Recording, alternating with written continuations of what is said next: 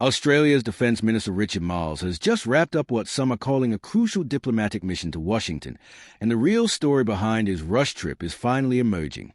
According to reports from The Australian, this wasn't just another routine defence meeting. Marles was there on a damage control mission, working to reassure the new Trump administration that Australia is serious about boosting its defence spending. The timing here is everything. With Donald Trump back in the White House and his well-documented frustration with allies who don't pull their weight on defense spending, Australia clearly felt the pressure to act fast. Remember, Trump has consistently criticized NATO allies for failing to meet the 2% GDP defense spending target, and now Australia finds itself in the spotlight with similar concerns. Bruce Hawker from Hawker Britain, a co-founder of the political consulting firm, has described the Australian government's response to the Trump administration as pretty mature. But let's read between the lines here. When you have to send your defense minister on an emergency diplomatic mission to Washington, that suggests the relationship needed some immediate attention. The bigger picture is that Labour is trying to set the stage for something much more significant, a face-to-face meeting between Prime Minister Anthony Albanese and President Trump.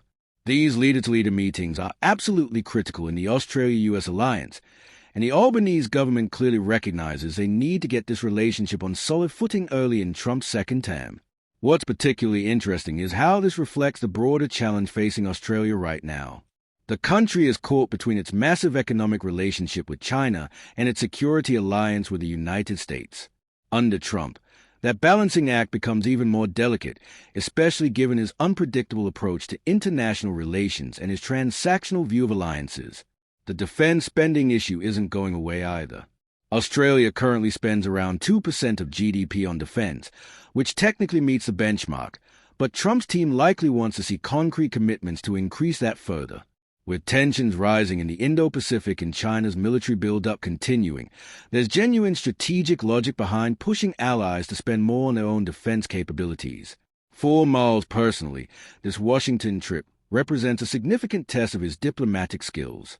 His walking into meetings with an administration that's known for its direct, often confrontational style, carrying the weight of managing one of Australia's most important relationships. The fact that Labour felt this trip was urgent enough to arrange quickly suggests they are taking Trump's return to power very seriously. The broader question for Australia is whether this early diplomatic outreach will pay off. Trump's first presidency showed he values personal relationships and countries that he perceives are contributing fairly to shared security burdens. If Marles successfully conveyed Australia's commitment to increasing defence cooperation and spending, it could set a positive tone for the entire four-year term. What happens next will likely depend on whether concrete commitments emerge from these discussions. Words are one thing, but Trump's team will be looking for actual policy changes and budget allocations that demonstrate Australia's seriousness about stepping up its defense contributions in an increasingly unstable region.